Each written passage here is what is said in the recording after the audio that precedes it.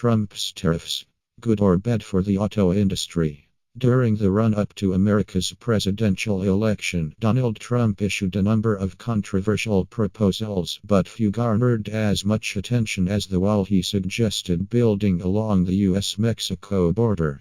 This week, Trump made it clear that he's ready to build that wall, both physically with concrete and wire, and metaphorically with border taxes.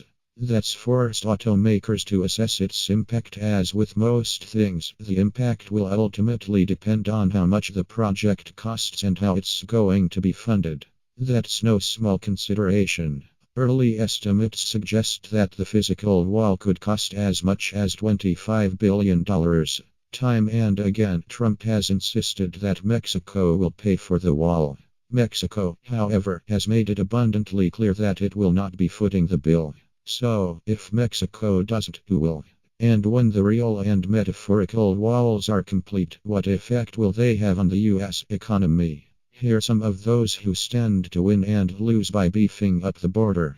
Auto workers. Many folks who work in the auto industry have historically been wary of GOP policies, which often aim to chip away at the power of unions. Trump himself is no fan of unionized labor, but he won over considerable numbers of auto workers with promises to strengthen America's manufacturing sector by stemming the flow of jobs to other countries. To date, Trump has taken credit for keeping several thousand manufacturing jobs in the U.S., jobs that might otherwise have gone to workers in Mexico. Many of the president's claims have been disputed, and by most accounts, he hasn't saved as many jobs as he's suggested. However, Trump's been very keen to keep pressure on U.S. corporations. The threat of being openly criticized by the president, usually in a tweet, is clearly having some effect on companies and making them more wary of shifting jobs to foreign countries. In other words, at this point, Trump's policies haven't created many jobs, but his aggressive Made in America stance has likely slowed losses, particularly of manufacturing jobs. Fully reversing the flow of jobs across the border will be far harder task, particularly in the auto industry.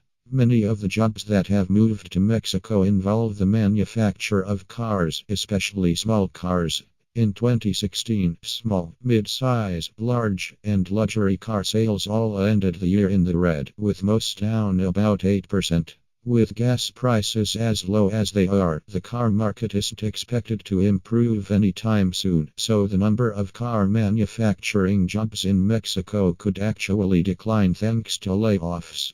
On the other hand, sales of trucks, SUVs, and minivans were generally up in 2016, sometimes experiencing double-digit gains. Many of those larger vehicles are manufactured here in the U.S., and the workers who build them aren't in danger of losing their jobs anytime soon. With most analysts suggest